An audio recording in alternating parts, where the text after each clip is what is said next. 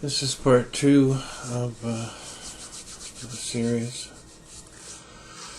In thinking about earthquakes, I got onto, since they mentioned mine shafts blowing up by the hundreds, I looked up on Google abandoned mine shafts worldwide, and there are millions of them. And this is something that the world would like to sweep under the rug, because the reclamation or repair of a mine polluting scenario it's just horrendously expensive. And I want to talk about, this is like the earth has had millions of pinpricks into it, and what's the main problem with mines is natural gas suffocating the miners, or mine explosions. Natural gas is a petroleum product, and when it burns you get carbon dioxide, which is the big problem now. So I like to put forward that maybe a large hidden aspect of global warming is these open mines, rather than human sources. I got this up a site called SOSBlueWaters.org. They have a large report that was done by the United Nations, a huge meeting held in Chile, which was never mentioned, of course. No matter how much money is made from a mine, it would probably cost more to fix it than was made from it. I used to be in management consulting, and I dealt with a lot of people who were trying to collect financing to open a mine. And there's usually very few people involved in a mine. Somebody funds an expedition, they find a site, and then they have to convince investors to pay millions of dollars for the equipment and the extraction of whatever's there. And there is always a finite amount. And it gets expensive because there's usually 2 or 3 things. If you find a gold mine but there's a lot of nickel in it, you have to separate the gold and the nickel, and you resign the nickel as well. And very often there's something arsenic or some other poison in the rock as well, and that is usually just thrown into a pile somewhere and leaches into the environment. Because we have a party animal management policy in the human race, in the groups, and mankind as a whole. We're just using the earth as a garbage dump and expecting no bad results from that. So there is, beyond the gas issue, this is an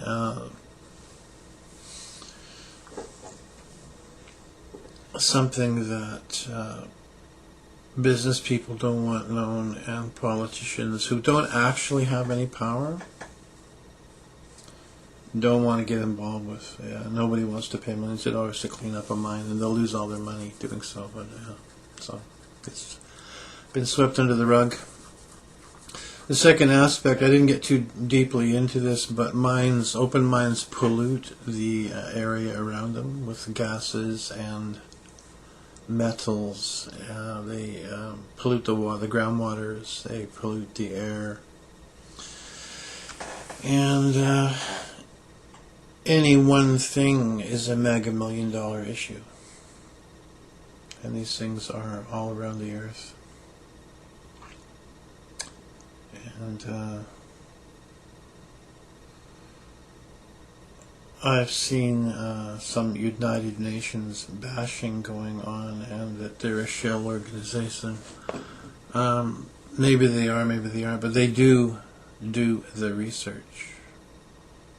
It's just that it's not being accessed. I met a young man once who was going to go work for the UN, and he had his chart on the wall, and what it was the 1700 chemical reactions that take place in the human body. And what was on that chart is more than what doctors know, and the research has been done, but it's not being utilized. It was shockingly interesting, actually.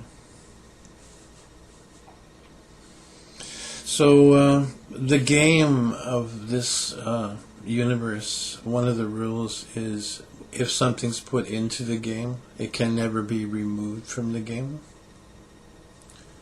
For example, nuclear fission has been introduced on this planet, and it can't be taken back. It's here and it's going to stay here. So this video is, I'm putting this information out into the game, and it will not be able to be taken back. So factor into global warming the hydrocarbon-ish type gases leaking out of millions of mines.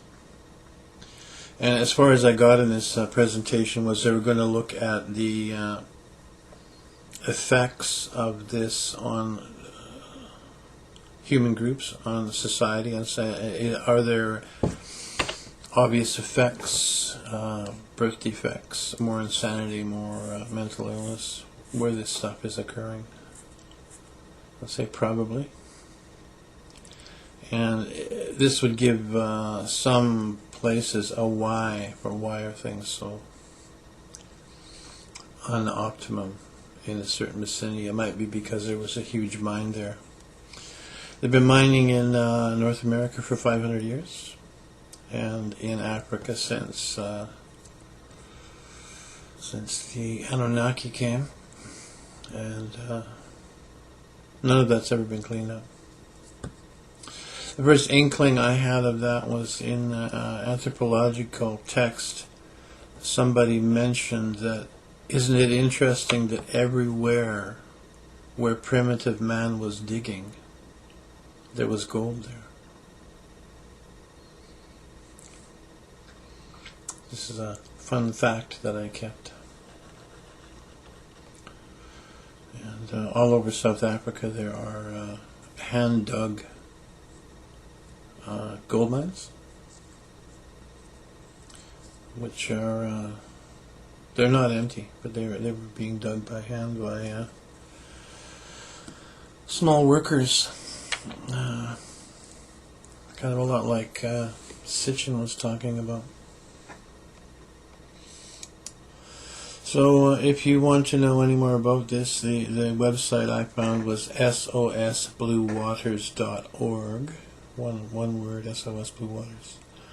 Or you can go to Google and type in abandoned mine shafts worldwide, and your screen will explode with places to go. So the next time you're at a presidential debate and you want to ask a question, say, what about the abandoned mine shaft issue? I got one in my backyard. You'll get stunned silence. It's never been mentioned before.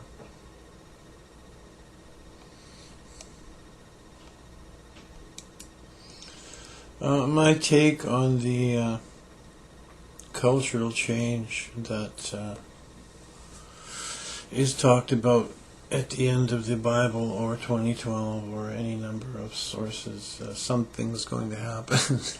And what I think it is the rape and pillage philosophy that mankind has been using will come to an end.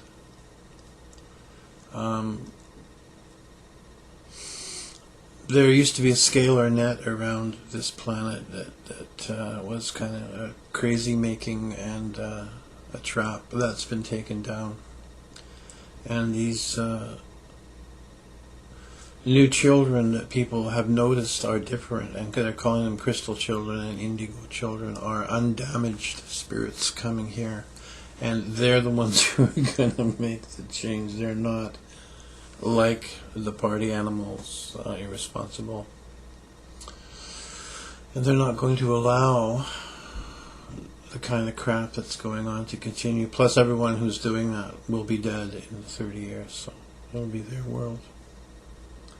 And they're not talking to older people. I think they're just waiting it out. I've done. My son has a band, and I was doing some New Age concerts because I own a big PA system, and I was really impressed by how sweet and how sophisticated and intelligent the new generation is. A lot of them don't watch television at all. A lot of them don't go to large concerts because they know it's a big money grab. They have their own small little indie entertainments, and they don't take drugs. So the open mine shaft pollution is an issue which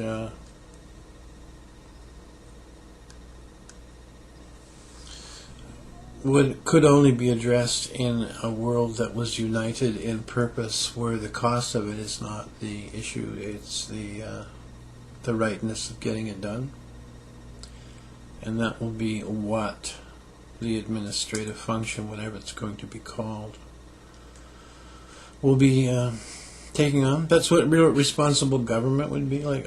We've been made aware of this issue that's damaging people, so we're going to manage it and fix it. Of course.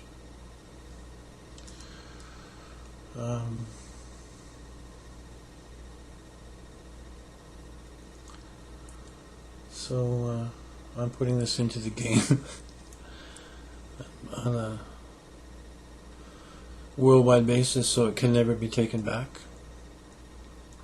So we have mine shaft pollution of all kinds everywhere, and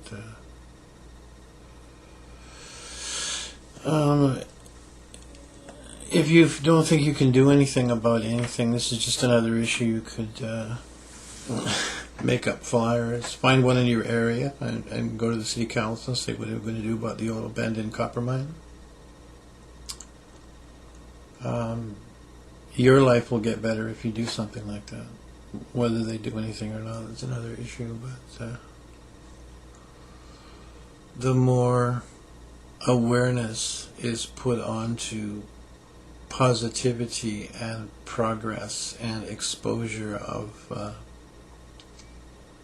irresponsibility, the better the planet becomes.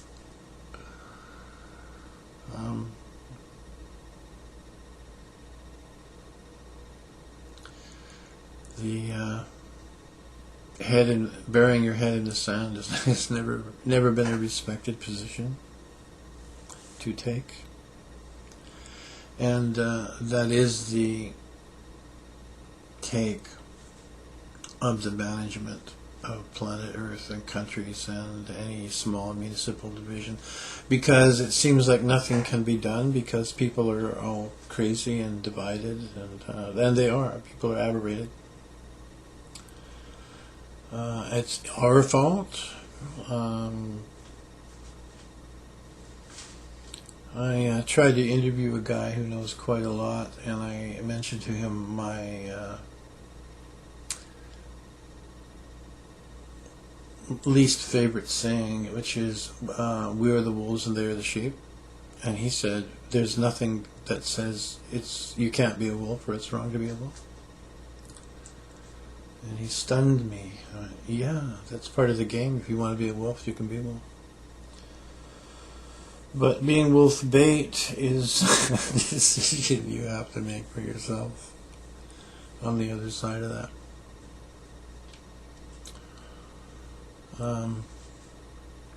The more help and information that is offered, the easier it will be for the planet, mankind, human groups to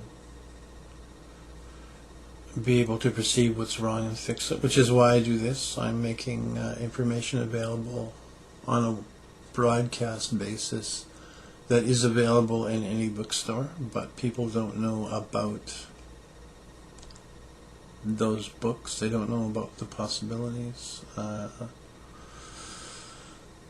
Part of the game is keeping people away from this information so they can be utilized as economic units / slaves / what is your number?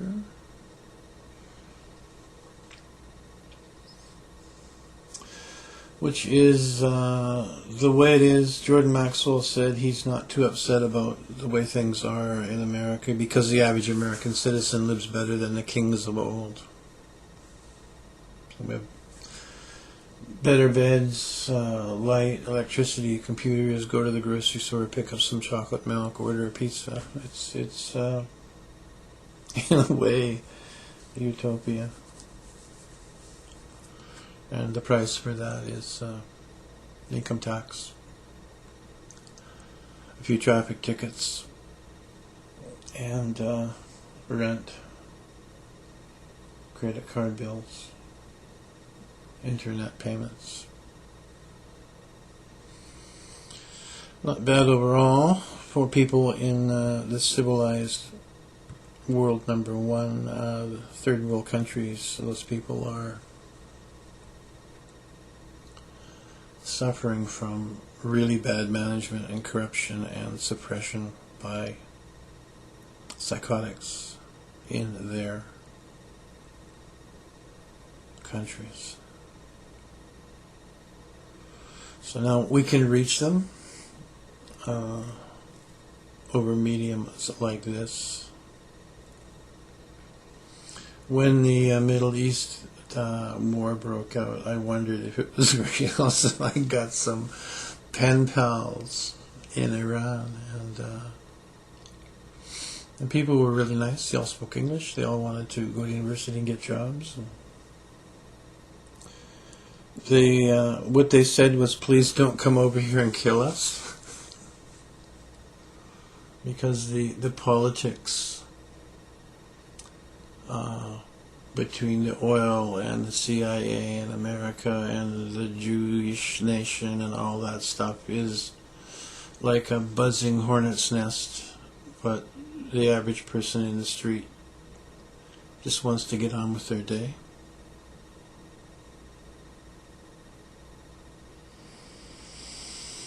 So it's possible to find out for yourself.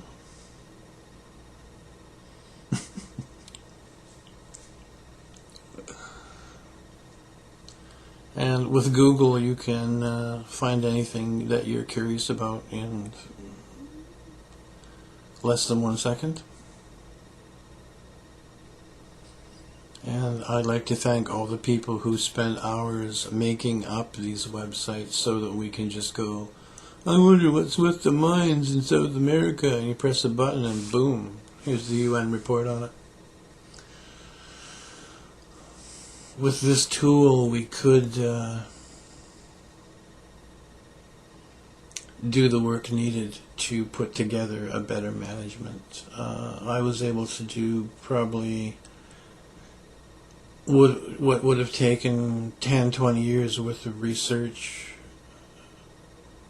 in the 70s in a few months because of the internet.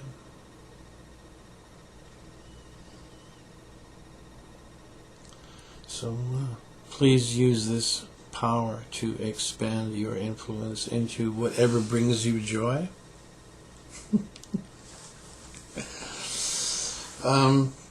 Sometimes I get derogatory comments from people, and I refer them to a video. It's one of the most amazing things I've seen. It's a young boy, and he's a little bit overweight, and he's got pop bottle thick glasses, and he had a mouthful of popcorn, and he was in his bedroom singing a Lady Gaga song at the top of his lungs. I thought, wow, this kid is experiencing his joy. He was just having fun. So there's no essential difference between his website and mine. This is our personal take on what brings us joy. So please go out and find your joy, and do it now.